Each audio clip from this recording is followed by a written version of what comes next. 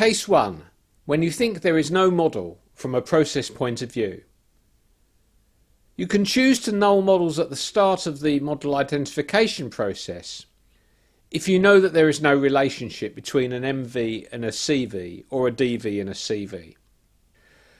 This is the right thing to do if there's definitely no relationship, but sometimes there's a weak model and you might not be sure from a process point of view whether or not to include it.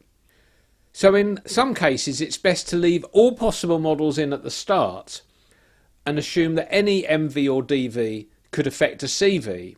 And then once you see after the first model identification that the effect is negligible, then you can choose to null it out and run the model identification again. Case 2, there is a model, but it's a weak model. You can keep the model in so that the data is correctly attributed to that model even though the model is weak. And you can do this to potentially improve all the other models.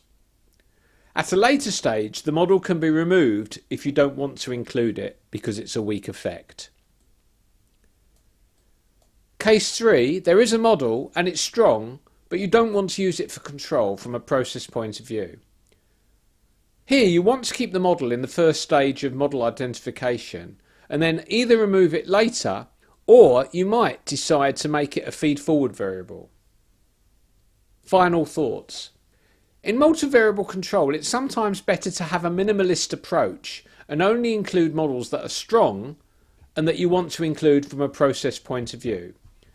Including weak or uncertain models is risky because you can actually make the predictions worse if they're wrong.